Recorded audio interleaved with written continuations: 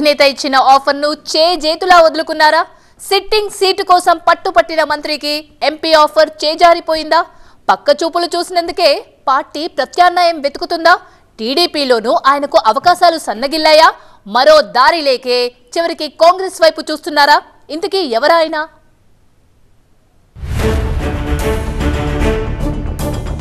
బెట్టు చేసి నష్టపోయారా? రెండు పడవలపై కాళ్లు పెట్టారా? మంత్రి జయరాంకి వైసీపీ షాక్. కేబినెట్ విస్తరణలోనూ మళ్లీ అవకాశం దక్కిన కొద్ది మంది మంత్రుల్లో ఆయనొకరు. అయితే నియోజకవర్గంలో ఆయన మీదున్న వ్యతిరేకతతో ఈసారి సీటు లేదని చెప్పేసింది అధిష్టానం. అయితే సామాజిక వర్గ సమీకరణలతో ఎంపీగా నిలబెట్టాలని డిసైడ్ అయింది.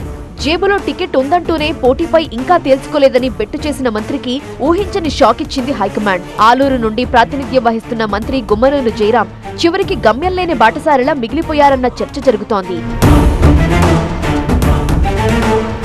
మంత్రి గుమ్మనూరు జయరాంపై ఆలూరు నియోజకవర్గంలో ఎన్నో ఆరోపణలొచ్చాయి. ఇసుక, అక్రమ మద్యం, గ్యాంబ్లింగ్, భూకబ్జాల ఆరోపణలతో ఉక్కిరిబిక్కిరయ్యారు జయరాం. అయినా ఆయన మీదున్న నమ్మకంతో రెండోసారి కూడా మంత్రివర్గంలో కంటిన్యూ చేశారు వైసీపీ అధినేత. బీసీల్లో ముఖ్యంగా వాల్మీకి సామాజిక వర్గంలో ఉన్న గుర్తింపు జయరాంకి కలిసొచ్చింది. సర్వేలు, పార్టీ నేతల సూచనలతో జయరాంని ఆలూరులో కాకుండా కర్నూలు ఎంపీగా పోటీ చేయించాలనుకుంది వైసీపీ అధిష్టానం. పార్లమెంటు సీటు పరిధిలో బోయ సామాజిక వర్గం ఎక్కువగా ఉండటంతో ఆయన బలమైన అభ్యర్థి అవుతారనుకుంది. అధిష్టానం ఎంపీ సీట్ ఆఫర్ చేసిన ఆలూరు విషయంలో పంతానికి పోయారు గుమ్మనూరు. మంత్రి స్థానంలో ఆలూరు ఇన్ఛార్జి బాధ్యతలను విరూపాక్షికి అప్పగించిన అధిష్టానం జయరాం వ్యవహార శైలితో ఎంపీ టికెట్ పై మనసు మార్చుకుంది. టీడీపీ, కాంగ్రెస్ నేతలతో జయరాం మంత్రాలు జరుపుతున్నట్టు పార్టీ పెద్దల దృష్టికొచ్చింది. మరోవైపు ఆలూరులో కొత్త ఇన్ఛార్జ్ విరూపాక్షిని ఎవరూ కలవకుండా మంత్రి సోదరులు బెదిరింపులకు దిగుతున్నారని అధిష్టానానికి సమాచారం అందింది. దీంతో బోయ సామాజిక వర్గానికి చెందిన బీవై రామయ్యకి తాడేపల్లి నుండి కబురందింది. గుమ్మనూరు స్థానంలో రామయ్యని కర్నూలు ఎంపీ అభ్యర్థిగా దించాలని ఫిక్స్ అయిపోయింది పార్టీ నాయకత్వం. మబ్బుల్ని చూసి ముంత వలకపోసుకున్నట్లుగా ఉంది మంత్రి జయరాం పరిస్థితి.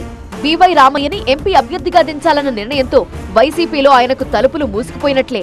ఓవర్ కాన్ఫిడెన్స్ తో మంత్రి జయరాం తప్పుటడుగులు వేశారని ఆయన అనుచర వర్గమే గుసగుసలాడుతోంది. సోదరుల దూకుడుతోనే జయరాం రాజకీయంగా నష్టపోయారన్న చర్చ జరుగుతోంది.